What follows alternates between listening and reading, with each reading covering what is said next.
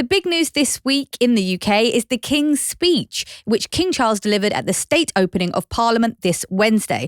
It's a chance for the government to lay out its policy ambitions over the life of the Parliament, and Labour went hard, driving home its agenda of change. Check out this week's full episode to hear all about the speech and what it suggests for Labour's first year in office. But it did get us thinking that it's pretty weird that we still have a king who, in a gold hat, opens the legislative agenda for a democratically elected parliament. And with a flurry of new MPs being sworn in last week, we're not the only one to think something was a little off. Here's a clip of Clive Lewis, former guest of the show and Labour MP for Norwich South, taking his oath. Please can you give your name and constituency? Clive Lewis, Norwich South. Would you like to swear or affirm? Affirm. I take this oath under protest and in the hope that one day my fellow citizens will democratically decide to live in a republic. Until that time, I do solemnly, sincerely and truly declare and affirm that I will be faithful and bear true allegiance to His Majesty King Charles according to law. We love to see it. The man is not holding back. However, Lewis was forced to re-swear his oath on a technical point of not pledging his fealty to the king and his descendants. So obviously ruffled some feathers in Buckingham Palace. So we thought we'd double down on the feather ruffling and take the opportunity to cast our eyes back to our very first episode where Clive Lewis joined us to talk about his desire to one day see the UK become a republic. In this clip from the 4th of May, 2023. Okay, well, somebody who has taken a much more unambiguous stance on the royal family is Clive Lewis, the Labour MP for Norwich South, former shadow minister and leadership candidate. Clive is a Republican, and he also thinks that public opinion can shift even more on this. Hello, Clive. Welcome to Pod Save the UK. Thank you, guys. It's a pleasure to be here. I've been listening to it really intently. So, Clive, in terms of, the long-term goal for a lot of organisations is for Britain to become a republic. In terms of the short term, the campaign that you're specifically involved in at the moment is around exemptions. Can you just talk us through the specifics of that? Yeah, so, look, we understand not everyone's going to be in the game for a full-blown republic overnight. Or even in the near future. But I think a lot of people increasingly understand that reform of the monarchy is pretty critical. And I think the kind of one of the low pieces of hanging fruit for any kind of reform is about stopping the royal family from the exemptions to laws and taxes that they currently have. So we know that since 1967, around about 160 different pieces of legislation the royal family have been exempted from. And they've also been exempted from a large number of taxes. And these are things which we all pay.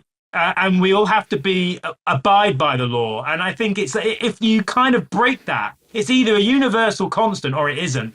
So the campaign we've got is a petition calling on government, calling on the monarchy to basically be stopped from being exempted on those taxes and those laws, because it feels fundamentally un-British and wrong for that to happen. And that's what the campaign is about. Talk to us a little bit about your feelings as a Republican, because I would say that you don't strike me as particularly conventional Republican, largely because you're a member of Parliament and there's not a huge amount of Republican sentiment coming out of the House of Commons. For me, I think the issue about the royal family is the fact that it's symbolic. And symbols matter in politics. A lot of people say this doesn't matter. It's just pomp and ceremony and fluff. But it does matter, because if you can have a royal family that can exempt itself from the law, you can be born into this position. You can avoid paying taxes. In fact, you can change the law to exempt you from paying taxes that we all have to pay. Then that sends a message out there to the country that this is acceptable. And the people who are in the best position to then kind of benefit from that are the super rich, the wealthy, and may not be able to kind of circumvent the law, although they do make a good attempt at doing that.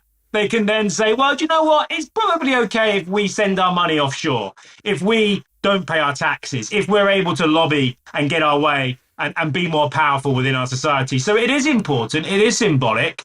And I think the fact that you can have a billionaire hereditary head of state at the same time as 3 million of his subjects and their children in abject poverty, I think that tells you a lot about the state of the country. And I don't think it's symbolism that the vast majority of the people in this country would feel comfortable with. if they sat down and thought about it for any prolonged period. Clive, can I ask you, have you always been a Republican, or have you sort of come around? Has something happened to bring you to this position? I didn't really have an opinion. I would have been one of those who probably didn't really care that much. I thought it was symbolic. It's part of the British state. That's what it is. But I think over the last kind of 6-7 years, being in Parliament, being in politics, looking at the vast disparities of wealth, realizing that Parliament actually doesn't really have any power, despite all the kind of arguments of taking back control. I sit in a Parliament that doesn't have any real sovereignty. When they talk about parliamentary sovereignty, what they actually mean is the Prime Minister has sovereignty, and that sovereignty is given to the Prime Minister via the monarch. We don't, as parliamentarians, don't actually have real power. And once you begin to realise that, you begin to realise it isn't just symbolic, although that's very important. It's also practical. And you begin to untie and unpick. And it's like the Emperor's clothes. Once you've seen it, you can't unsee it. I guess the other thing is having a young daughter. I tell my daughter, she's 5, that she can do anything in the world, that there's nothing that she can't put her mind to that she can achieve. Now, I know that that's true, and it's also a lie at the same time because of structural sexism, racism, but also the royal family tells everyone and tells me that actually some people are more equal than others. And I'm afraid that that is the reality of the society and the economy that we live in. And for me, I want my daughter, I don't want her to be a subject. I want her to be able to be one day, if she wants, the head of state of this country, if this country wanted her to be. And that's not possible. So there's a limit to what she can achieve. And if we're all born equal, all created equal, and we should all be able to rise through our democracy into the position that we're best able to, contribute something to, then that makes the monarchy a lie, really. So if the monarchy is at total odds with equality, why isn't the Party of Equality, the Labour Party, doing more on this?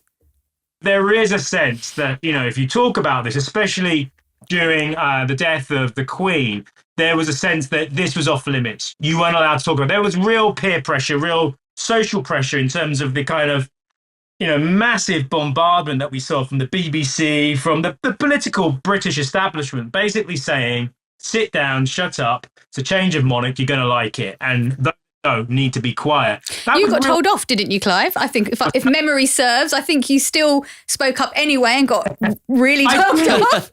I did, and I had to think long and hard about it because obviously in my party you can get in trouble for kind of speaking out on things that you're not meant to. But I kind of thought, what's the point of me if, and what's the point of having elected representatives if they're meant to represent in a democracy the view of millions of people? And there are millions of Republicans in this country, or at least millions of people that want to see some kind of reform of our political institutions. And I felt that I had to say something, because if I didn't, who would? So I did. I said something. I got some of the kind of predictable backlash, but I also got a lot of people saying, thank goodness that someone has said this. There are a lot of people out there that believe this. So I think one of the reasons why the Labour Party is probably struggling with this is because it's struggling on lots of things which we call are part of the culture war. And the culture war, from my perspective, originates with the rise of empire and a small elite of people who wanted to package up a notion of what it was to be British and what that meant. And that was sent out across the empire, and it still impacts on people across the world today. And they've wanted to hold on to that notion. It's a very elitist notion of what it means, a very narrow notion of what it means to be British and what British culture is. And what's happened in the post-war period with the decline of empire, with the rise of popular culture and mass media, they've been on the defensive for decades. And the royal family are kind of a redoubt, a buttress. And that's why it's so important to them. And the reason the culture wars are becoming so aggressive is that it's a rearguard action. This is what they're concerned about, that society is changing and they're going to lose control of it. And what the monarchy represents is part of that culture war, where the monarchy represents the traditions and the values that they espouse and want to hold on to and want to impose on the rest of us. Now, the reason the Labour Party is struggling with that is because under first past the post, there are a small number of swing marginals where they've decided from the focus groups that going down that path and challenging those issues isn't going to play well with that demographic. I think it's an oversimplification. Politicians don't tend to move on their own and say, do you know what? We think reform is necessary to improve the situation. We're going to do this. What tends to happen is that the public come up and say, we demand change. And then you find it's easier for elected representatives to kind of move into that space and enact that change. So in terms of demanding change, Clive, I'm going to go out on a limb and say you're probably not going to be at a street party putting up bunting on Saturday. What are your plans for the coronation? I don't think I'm going to end up at a street party, hopefully. But I've got a little 5-year-old, and she's been asked to go to school this Friday dressed up as a king or a queen by her school. What do I do for her? She loves golden carriages. She loves princesses. She loves Cinderella. She loves those. This is for her. It's like, my gosh, I'm going to go to school as a king or a queen. I haven't told her yet. She's going to go as King Charles I with her head under her arm. But don't you think, Clive, like that's one of the issues about, and listen, I'm a Republican, but like we can come across as killjoys sometimes. Like that is a genuine issue that we have. Like, why can't we have a bit of fun? So here's a proposal for you, Clive. Rave for the Republic. What do you think? Yeah? Yeah, but it'll probably get busted by the police. But I mean, yeah, rave for the Republic. No, I think rave for the Republic is fantastic. The problem, when you're a Republican, you normally find yourself on the back foot arguing for something to end, against something. And I think one of the things that we need to do is that we need to understand what it is about the monarchy that attracts people to it. And there is something about the pomp. So it's about making us feel good about ourselves. It's meant to be about what is best about this country, what is noble about this country, what it is to be British, and all the values that we espouse and really appreciate. I don't think that's the monarchy, but I think we can construct something which takes those notions, those feelings, those emotions, those symbols, and creates something which genuinely reflects and represents the things that we hold dear. Are you concerned about, because there will be a lot of people out protesting, or we believe there will be a lot of people out protesting potentially on Saturday. Are you concerned about the fast-track legislation? The laws include 12-month prison sentences for protesters who block roads, an unlimited fine for people who lock onto others or objects or buildings, and also giving the police powers to stop and search protesters that they suspect are aiming to cause the sort of slightly nebulously described disruption. Are you concerned about the security of protesters this weekend? I am. And I'm also, it feels intimidatory, if nothing more than that. But I think, yes, it's sending a massive signal that the state will use the full power available to it to suppress those who want to peacefully demonstrate against the king and the coronation. And I think that's something we've seen during the mourning period of the Queen and the burial of the Queen and the Queen lying in state. We know there were many people who were dragged away. We know that the police, were arresting people for holding blank placards. Either we're a democracy. I mean, the left often get shouted down for cancel culture, but actually the masters of cancel culture are the establishment and the right of politics, in my opinion. And actually, as Democrats, what we're saying is surely we have the right to be able to protest, to be able to speak our minds. We should be able to have this discussion, this debate, to talk about what our democracy looks like, who our head of state is, without being intimidated by the state, without being arrested unnecessarily, and without people shouting us down, shutting us down, or telling us to leave the country, as I've been told to on numerous times. There is a crisis of democracy. It's not just in this country. It's across Western democracies. It's not getting better. The climate crisis, the rise of authoritarianism, perma crisis that we're now seeing, the droughts. This is going to make our democracy shakier as we go forward. And there are two ways forward: more repression, like this government believes is the way forward, or we deepen democracy and make it stronger. I'm for the latter. And I think many people who will be out protesting this weekend would also probably agree with that as well.